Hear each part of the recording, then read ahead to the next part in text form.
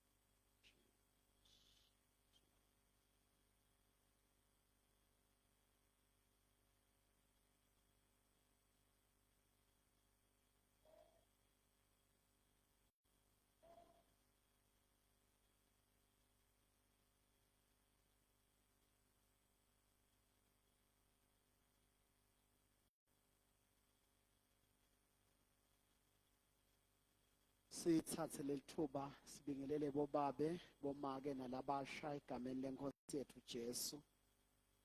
Siyambonga uNkulunkulu wasezulwini lonemusa nalovumile ukuthi sibe khona emthandazweni kusihlwa. Mhlawumbe kulaba bikiwe ubese mhlawumbe kusala ligama la brother Bandile kusho ukuthi ekseni ikhumbi lebekahamba ngayo ngathi ithole ingodi ulapha endase ezulwini esibhedlela. Kungaba kuchubeka sibabeke nje bonke bazalwane nalaba bikiwe nalabangakabikwa njengoba Shito babe asathandaza. Amen.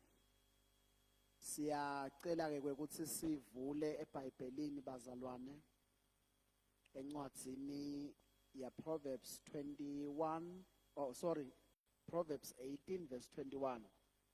Proverbs 18 verse 21.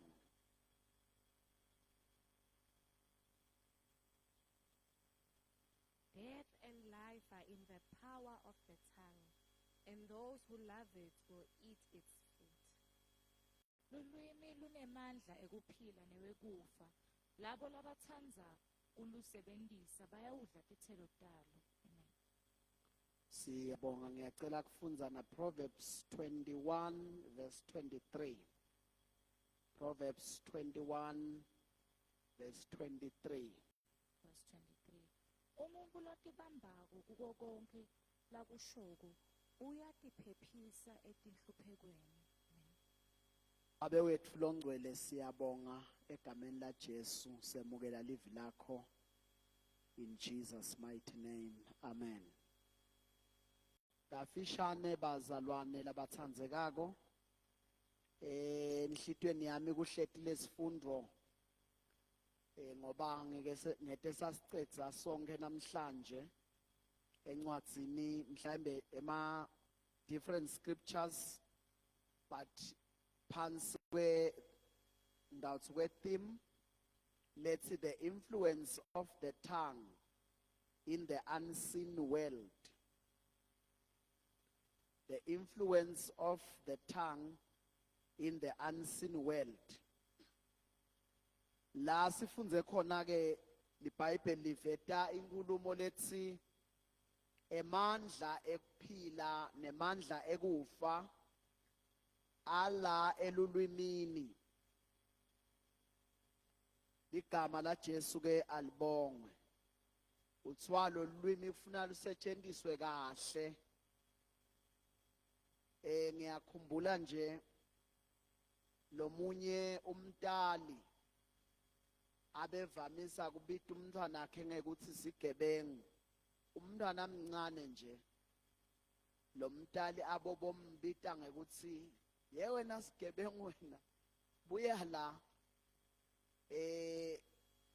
But uNkulunkulu ngemsa wakhe ke wamsinzisa lo mntwana, wasinziswa. Kodwa uyabona ukuthi lo mntali lenkulumo yakhe nalokumbita ngaleli gama abe ku creator in the spirit ukuthi this is your destiny. Ngoba noma ngabe umbile lo shukela lo mntwana, akusho ukuthi lokuba kwakhe shukela sekufuna wena umfunele ligama lelitamdefine kuloku lokwentekile kulesendeko. Kepha ke kusuke kwenta ukuthi uma bantu bangakafundziseki bayadala ngelwimi lwabo, badale tintfo letitsite for bantu ababo. Ngiyaye ngitsandze the reaction leyayentiwe ngulaba balapha eWest, kakhulu laba balapha eWest eNigeria. Uma kwenteke mhlawumbe khanze ukuthi baphikisana nalomunye bese lomunye uzama ukukhuluma into leyikhesi kulolomunye, avele lomunye ngaleso sikhathi akurejecte lokho, avele nje akurejecte lokho ukuthi angikufuni.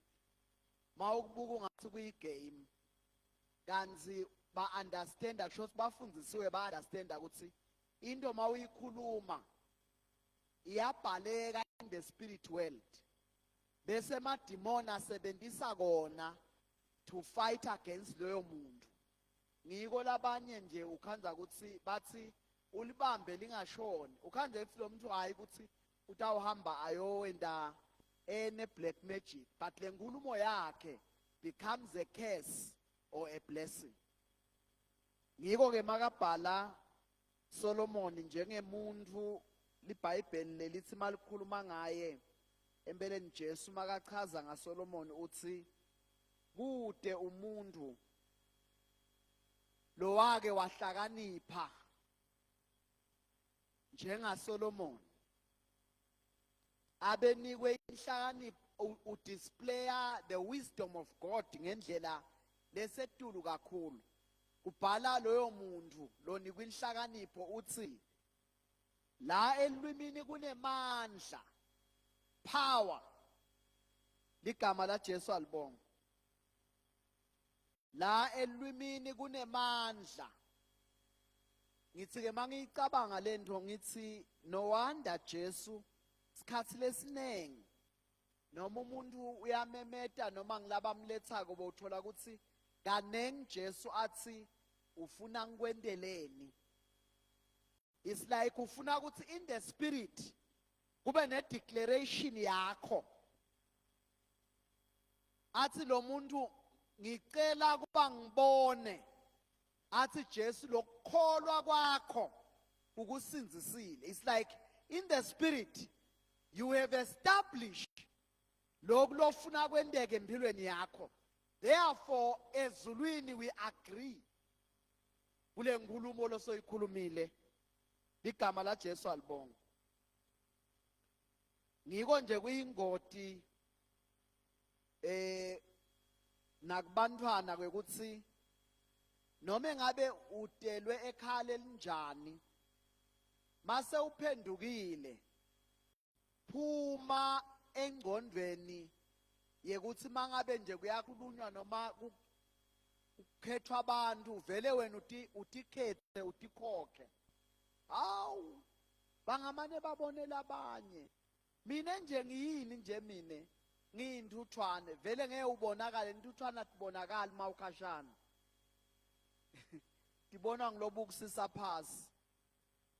Lokusho ukuthi ligama lakho so ulente kwekuthi noma uNkulunkulu uyafuna ukuphakamisa, your declaration declines every opportunity levelako.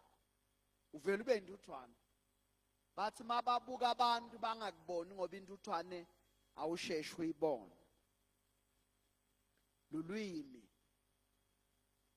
Lamandla lalalwimini kuya ngekuthi wasebenzisa kanjani.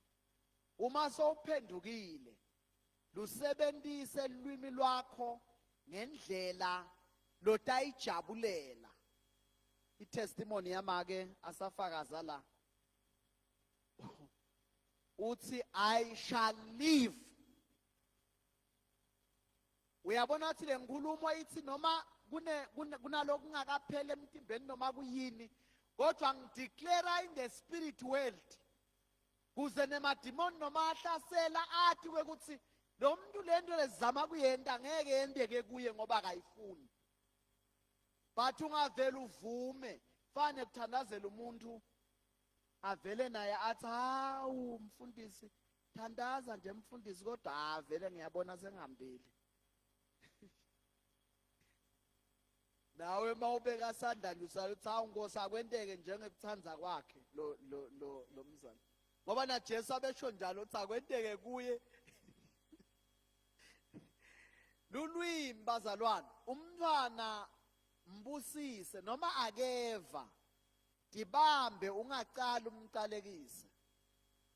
Makukhona umthandazo lonemandla etuke emntwana. Akusiyo wemfundisi. Wemtali. Umtali une grace lethite yakhe la irelease atuke emntwana lengeke lo mntwana ayithole nakubafundisi noma ngilaba uyisa kuhlahla. Sengisho bomeja nabo sengisho laba bo Major 1 nabo only prophet of God. Yabona those big guys labasatshakwe emhlabeni babhalwe emaphepheni bantu bete bonke mabanga bebeva ukuthi kunabo. Kunesibusiso lesitholakala kumtali. La ngeke lo mntwana asithole noma kuthiwa ngiprophet, the only prophet of God. Ngiko bese labanye noma bakholwa bayanyenya baye emathuneni mangabe umtali sahamba ayozama ukuthi hey mtali wami noma ngakuphuca ngiyaxolisa so ukhuluma nalabafile angumzalwane banenge makholwa la emathuneni. Ligama la Jesu alibonga. Kepha ke masingakubamba ukuthi emathuneni vele singacela bobabe bakusike because you are worshiping idols. Idolatry is abomination before God. Ligama la Jesu alibonga. Emandla afihlwe nguNkulunkulu ngabome elwimini. Lokulofuna kwendeke kukhulume. Ligama la Jesu alibonga. Kukhona abantu labathandaza kahle kepha bakhulume kabi. Makasemthandazweni uba religious njenganango umfarisi labethandaza ethembelini. Kanzi kuhle ukuthi lokukhulumako kube ngilokuthandazako. Ligama la Jesu alibonga. Mawukhuluma tinto letinkulu ngaNkulunkulu. Netinto letinkulu ukuthi tendeke emndenini nakubantu abakho nasemsebentini. Noma so uthandaze kanjalo. Ngoba ngalesikhathi ukhuluma lokuhlukile, ukhansela lo mthandazo. Angikube kusele, ukucenge emadolo yathandaza. Babe, siyathandaza abantwana baphase esikolweni. Konke kuhambe kahle. Baba siyacela ngegama lika Jesu naba labantwana Nkosi sihawukele usendele umusa. Amen. Seniyaxoxa nebantwana. Wena angiboni ukuthi utawuphasa wena.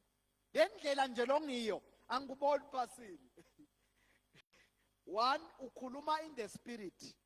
2 le nkulumo yakho ngoba ungumtali ine authority. Mayingene endlebeni takhe ivele imground.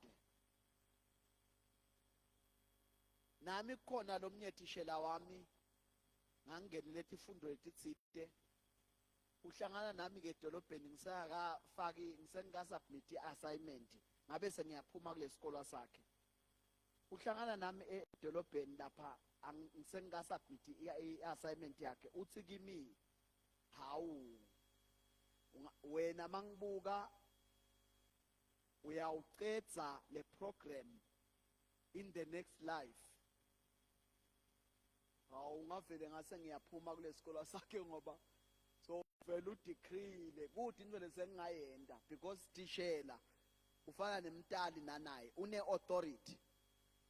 Tishela nje mangabe ukhuluma lo negative kwemntwana, lo mntwana udonsa kalukhuni kuphasa because le nkulumo yalo tishela it becomes a law in the spirit. Ligama la Jesu alibonga. Ngiko umntwana noma ngabe akeva wena kufuna uyotshela uNkulunkulu ngalokungeva kwakhe, but la kuye ukhulume into lofuna ukutibona kulomntwana tendeka. Likusasa lelihle. Igama la Jesu alibonga. Kufana nekwetha nje emagama. Bakhona abantu angathi kuthi kusuke kwendekeni umntwana Nkosi yami akati phela naye umntwana ngoba labanye babetha ngetimo kwekuthi encenye bekunemvula kakhulu. Cha ngathi kungcono lokwemvula ngoba ayisibusiso esuba nginomvula. Nalo khanze ukuthi bekushisa ilanga sengilomalanga. But kukhona lokhanza ukuthi ligama nje vele lilukhuni. Bathi lo mntwana lona ligama lakhe ngihluphekile. Yathi umntwana azame konke naye njengabo bonke abantwana angathi ukuthi ukhungwe yini. Kanti ukhungwe i-declaration. Ngoba leli gama lakhe libese lenta lokuthi in the spirit world vele yonke into nje makubitwa igama lakhe kuvele kudonseke lento yekuhlupheka lekakhungelwa kiyo ngaleli bito lakhe. Ngiko labanye uNkulunkulu abebashintshe emagama la eBhayibhelini. Akusi siphosiso. It's intentional to change the destiny. Ngiyatibongela nje nami ukuthi Nkosi yami abadzala bangethali igama leli kahle ukuthi ngingivusi. Ayibongwe inkosi. Alinamathatha kuyavuka nje akuvuke yonke into ngegama likaJesu.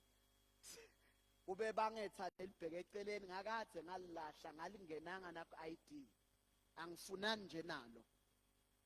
Ngoba emadimoni atawujabulela kubosebenzisa lona kungikhunga ngalo. Angikhunge ngaleli gama lami.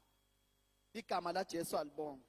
Wele angikho emagameni ngisenzabeni yemandla elwini ngoba kusuke kubatali laba labathi lona ligama lakhe ngihluphekile.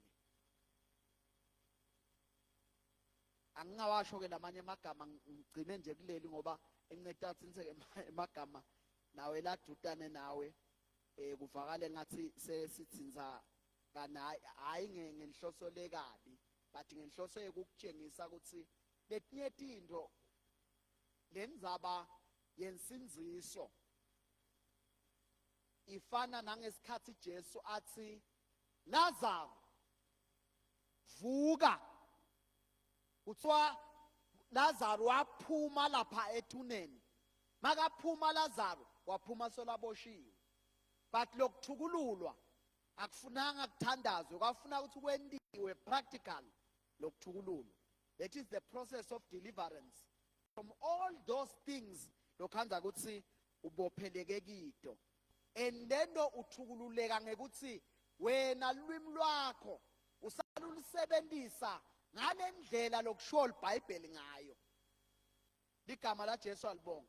Malithi iBhayibheli sithi inhloko, malithi iBhayibheli we are healed. Funa sikhulume lokho tukwethe impilo tethu noma ngaba kubonakali lutho.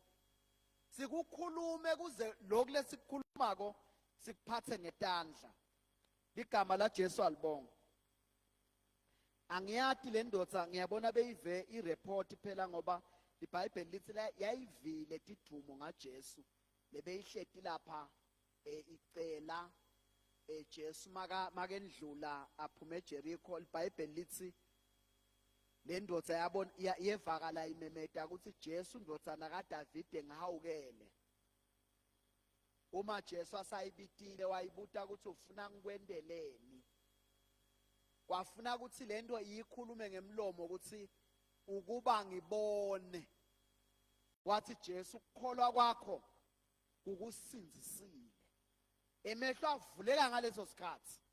Uyabona ukuthi into yasezulwini ifuna ihambisane nenkulumo yakho. Uma wena ukhuluma lokunegative ungamana umsole eNkulunkulu ngoba sivamisa umsola uNkulunkulu. Kanzi your declaration is becoming a law in the spirit, is working against your desire.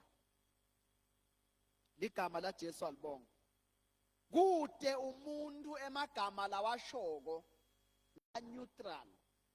Kwekuthi hayi lokukhulunywa ngimi is neither death nor life kulamkhatsini. No. Kubili. It's either ukhuluma kufa noma ukhuluma kuphila. It's either ukhuluma kukhanya noma ukhuluma bumnyama. Akwendeki ukuthi kube semkhatsini ukuthi ngathi kuyakhanya ngathi kumnyama akubonakali kahle. No, kumnyama noma kuyakhanya. Igama la Jesu alibonga. Jacob noma James yena ukhuluma ukuthi the tongue is a little member. Bese uthi is a world of iniquity. Uthi Jesu makakhuluma nebafunzi bakhe uthi ngesikhathi baFarisi basola Jesu ukuthi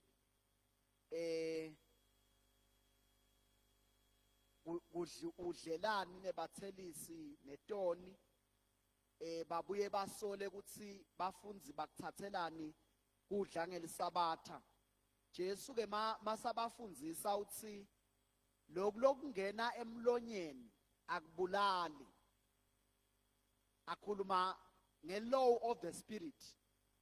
Kwekuthi kudla nje akumngcolisi umuntu, but umuntu ungcoliswa ngilokuphuma enhlitiyweni. Kusho ukuthi umuntu ungcoliswa ngemavi lawakhulumako. Ligama la Jesu alibonga. Mangabe kungemavi la nekufa, ngiwo lawo mavi labuye angcolise lo muntu amdonsele ethundini lebumnyama. Uthi ke Jacob makabhala uthi lulwimi lufana nelive lekonakala, a world of iniquity. Athi lufana nemlilo lomncane kepha loshisa emahlathi. Ligama la Jesu alibonga. Bantu nje baxabana ngetinkulumo labatikhulumile kulomunye nalomunye, netimbi letendekako kuze kube nekuthula. Kuyaye kubite ukuthi labantu basebenzise lulwimi ekutheneni bakhulume tinkulumo tekubuyisana. Kepha mangabe lomunye athi mina ngeke lokushoko ngeke ngiyadubula mina, nalo lomunye uhamba ubuka kwakhe kwekudubula ngoba kuyadutshulwana. Yini lulwimi lukhulume kufa, nalo lomunye wasebenta kufa sekuyaphinziselwana ke ngenxa yokuthi kudeclarewe kufa. Kanti makudeclarewe kuthula kubese kuba khona kuthula. Ligama la Jesu ke alibonga.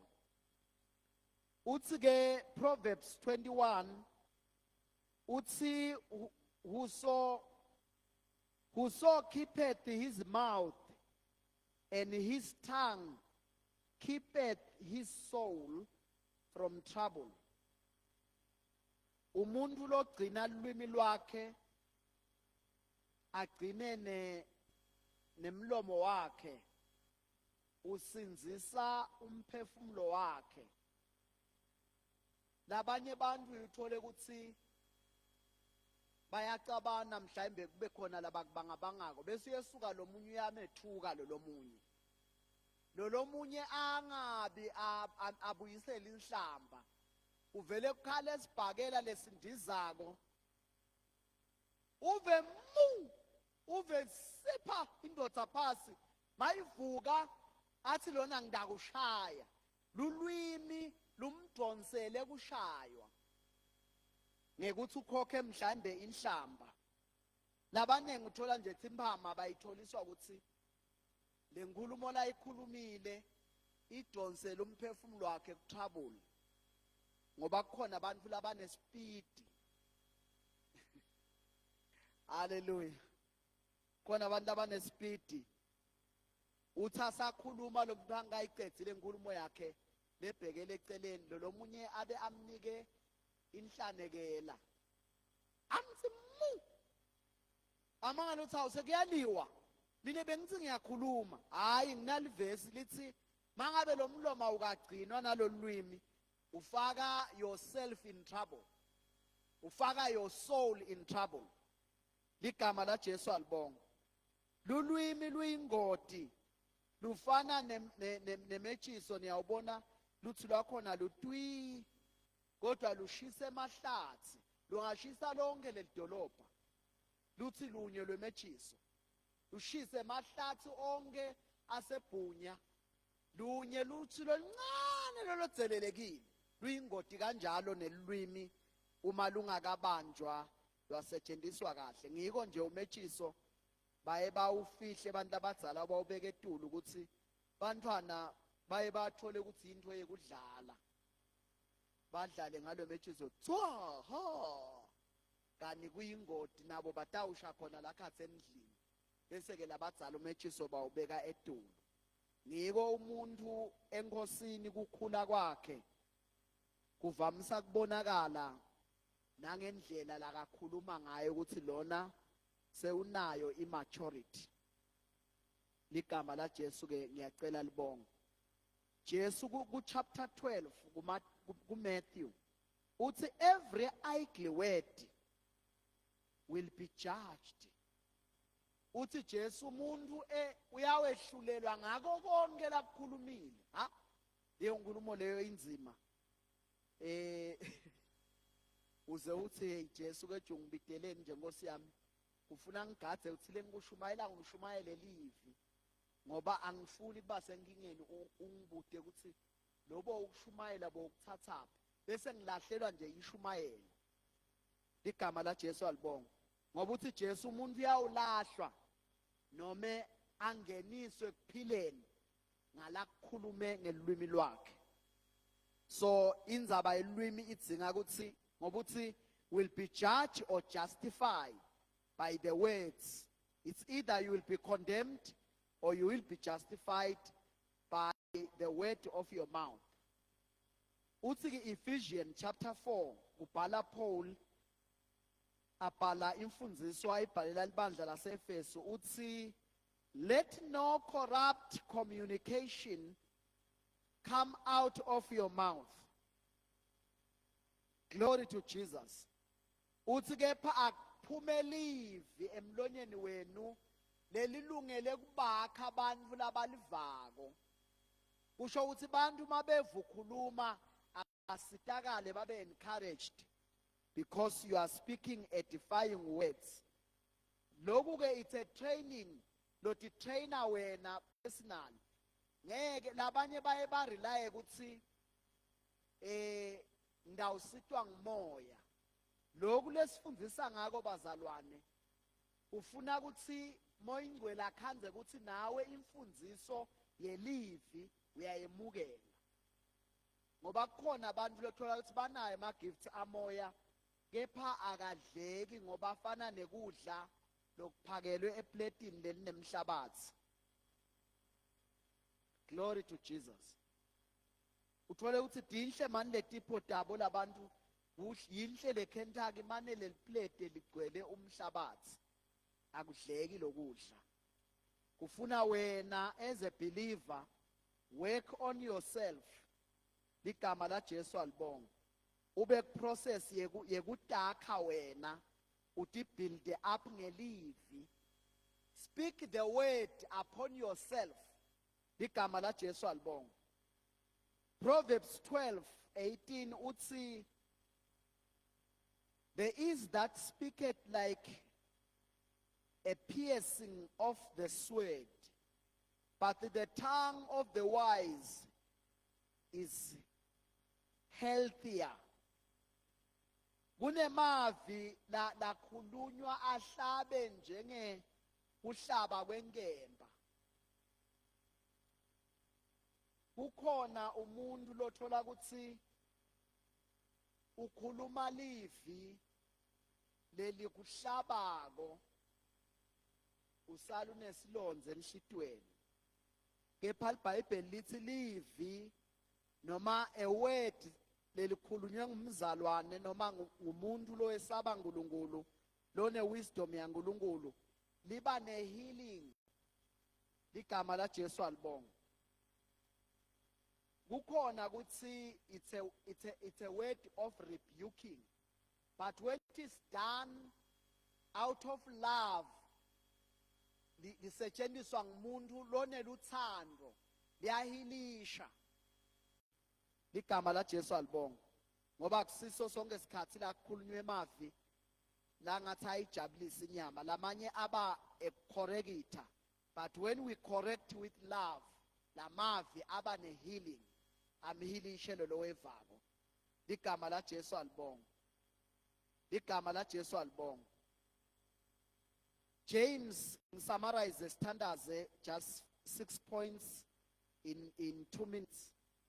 James 3 verse 1 to 12 uveta mhlambe ema illustration lang 6 lulwimi lolubekiswa ngawo, lubekiswa njengeltom ehashini, lubekiswe njenge leliphini lelegwedla mawugwedla skepe, lubekiswe njenge spark lesilebe ngikhuluma ngaso noma singathi lutho lwemejiso.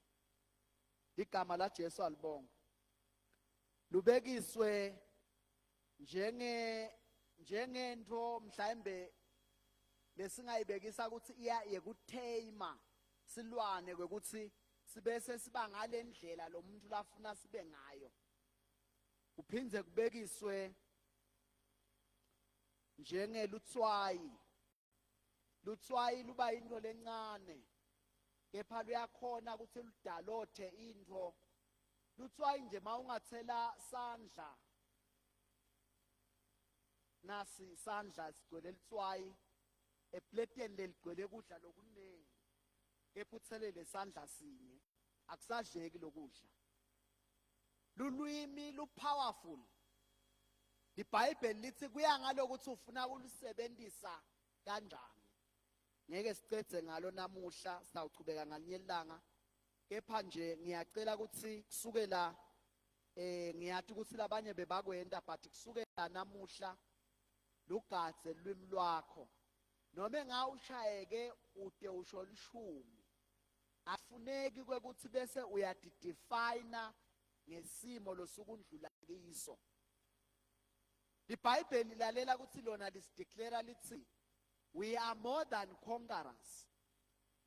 Lisho asikanqobi usho kunye, but lithi we are more than conquerors.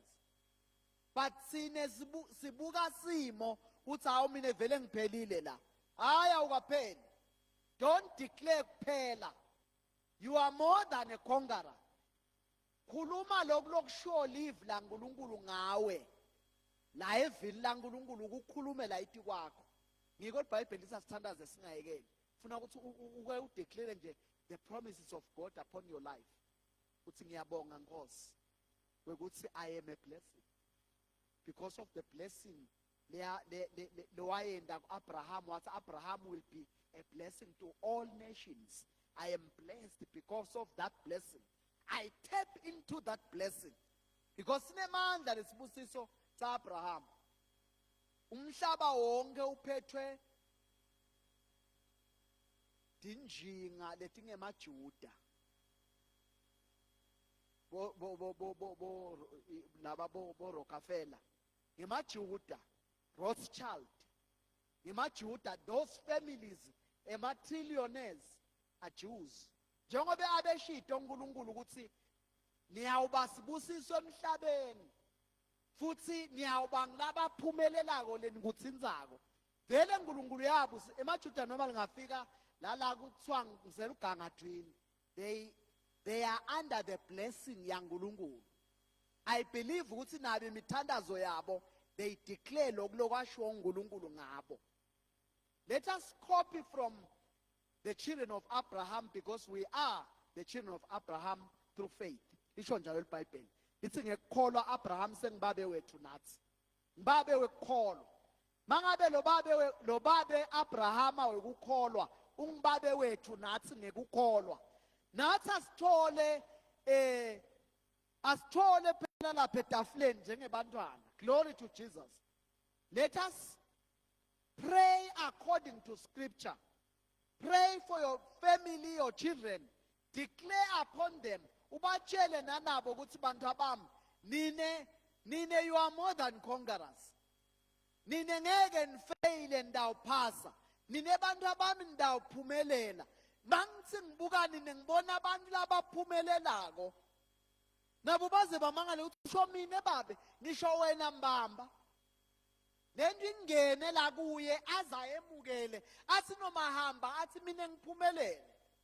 The demon nomathi yamophoza inkulumo yakhe dikhanze ukuthi uyakhile wena mtali yaba ngalendlela yelivi. Glory to Jesus.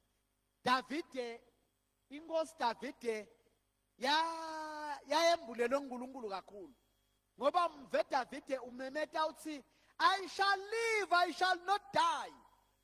Uyabona ukuthi lo muntu understand the spiritual principles. Udeclare in the spirit ukuthi mina ngiko athi sengimdzala. Waphila wazoba mdzala. Ngimdzala angikamboni lolungile ashiyiwe. Yini David abedeclare ngemlomo wakhe. Glory to Jesus. Bathi noma bamtingele la kufa umve David ahlabele lathi the Lord is my shepherd. I shall not want. He makes me to lie down in green pastures. Even though, I fear no evil. It's like what's in the spirit world. I refuse to fear. For the Lord is with me. But that declaration yake yenda basezulwini bathathe ama position. Dingelo sita sezulwini dimele kusiseva thine. But iseva mangabe sime evini. Ngiko Jesu athi niyawulata iqiniso, iqiniso litanikhulula. Asivale emehlo ke sithandaze. Abayokhuleke gameni lenkosi bona bayaku siniswa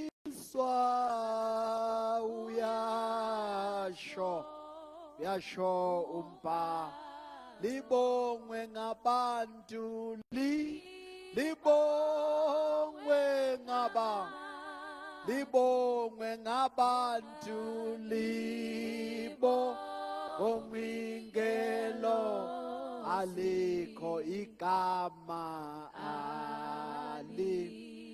alikho igama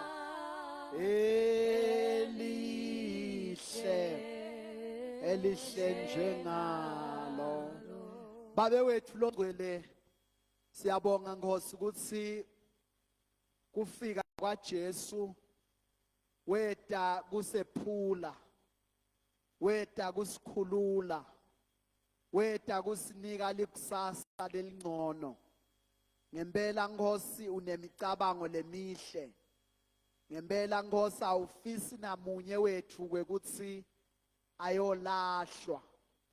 Babe wethu longcwele siyathandaza, selekelele Nkosi, siyemukele le transformation Jesu layilethile ngelivi lakhe nangedethembiso losinike tona. Siyathandaza uNkulunkulu wethu longcwele usiside sigadze ulwimi lwethu kuze sidle titselo talo. Siyabonga nkulunkulu, sikunika lidumo.